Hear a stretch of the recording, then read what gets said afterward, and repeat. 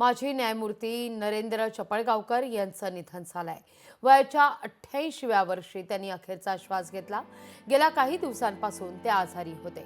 छत्रपती संभाजीनगर इथल्या खासगी रुग्णालयात त्यांच्यावर उपचार सुरू होते।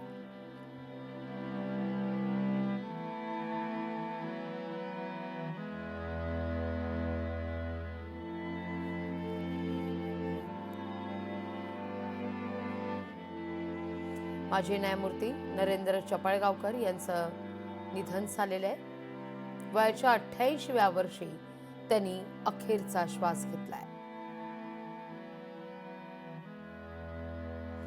अधिक माहिती घेऊया आपले प्रतिनिधी सचिन बडे यांच्याकडून। सचिन, काय अधिक माहिती? लागवीची आपण प्रश्न पुन्हा एकदा विचाराल? सचिन, माजी न्यायमूर्ती नरेंद्र चपळगावकर यांचं निधन झालेलं आहे, याविषयी सांगाल? गेले अनेक दिवस ते आजारी सुद्धा होते। लागवीची ज्येष्ठ विचारवंत आणि सेवानिवृत्त न्यायमूर्ती नरेंद्र चपळगावकर यांचं आज पहाटे निधन झालंय। ते 86 वर्षाचे होते। वर्धा येथे झालेल्या अखिल भारतीय साहित्य संमेलनाचे ते अध्यक्ष देखील होते। न्यायमूर्ती होण्यापूर्वी त्यांनी 1961 ते 62 ते दयानंद विज्ञान महाविद्यालयाच्या मराठी विभागाचे प्रमुख सुद्धा होते। आणि प्रमुख पाहिलं गेलं तर त्यांनी काही असे संघर्ष होते, काही असे त्यांनी पुस्तकं होते ते लिहिलेले होते आणि त्या माध्यमातून त्यांनी एक जीवन प्रवास दाखवण्याचा प्रयत्न केलेला होता। मात्र काही दिवसांपासून त्यांची प्रकृती ही सुधारत नव्हती, बिघडलेली होती। मात्र अखेर त्यांनी आता 86व्या वर्षी शेवटचा श्वास घेतला। मात्र त्यांच्या जाण्याने कुठेतरी साहित्य क्षेत्रामध्ये मोठी हानी पोहोचलेली आहे आणि ही कमी न भरून निघण्यासारखी आहे। मात्र कुठेतरी सेवानिवृत्त न्यायमूर्तीपासून तर संमेलनाच्या अध्यक्षापर्यंतचा प्रवास हा मोठा होता। मात्र त्यांच्या जाण्यानं एक मोठी पोकळी निर्माण झालेली आहे। लागवीजी, अगदी सचिन, धन्यवाद तुम्ही दिलेल्या या माहितीकरता, या सगळ्याविषयी बोलण्याकरता। ज्येष्ठ साहित्यिक श्रीपाल सबनीस आपल्यासोबत जोडले गेलेले आहेत। सबनीसजी एक वैचारिक लेखक आपण म्हणूया, ज्याची खरं तर काळाला आज गरज होती, असे वैचारिक लेखक आपण नरेंद्र सरांच्या जाण्यानं गमावलेले आहेत। हो, नरेंद्र चपळगावकर हे सर्वार्थानं न्यायाच्या भूमिकेतून वागणारे आणि लिहिणारे, जगणारे अशा प्रकारचे साहित्यिक होते। समाजवादी विचाराचा त्यांचा गाढा व्यासंग होता आणि निष्ठा होती त्याच विचारावर।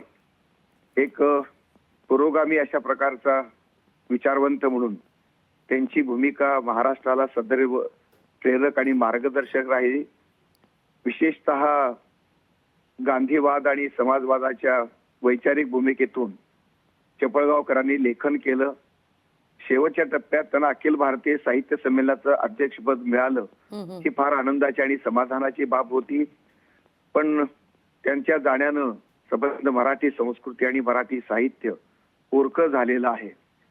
अशा प्रकारचा न्यायमूर्ती, साहित्याला न्याय देणारा, समाजाला न्याय देणारा आणि संस्कृतीला न्याय देणारा दुर्मिळ आहे असं मला वाटतं। धर्माधिकारी साहेबांच्या नंतरची ही न्यायमूर्ती चपळगावकरांची भूमिका मला अत्यंत महत्वाची वाटते आणि म्हणूनच साहित्य संस्कृती पोरकी झाल्याची भावना संबंध महाराष्ट्राची झालेली आहे असं माझं प्रामाणिक मत झालेलं आहे। आणि मी नरेंद्र चपळगावकरांच्या निधनाबद्दल निधनाबद्दल दुःख व्यक्त करतो। अगदी श्रीपालजी, धन्यवाद आमच्याशी संवाद साधला त्याबद्दल। खरं तर ज्यांना कायद्याची भाषा अवगत होती आणि भाषेच्या कायद्याचं ज्ञान अवगत होतं, ते नरेंद्र चपळगावकर।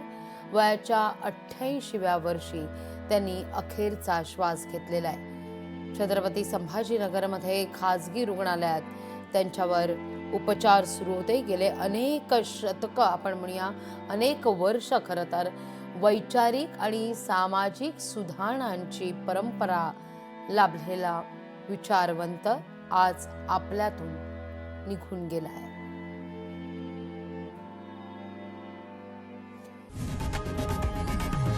लोकशाही मराठी ऐका, पहा, जागरूक रहा।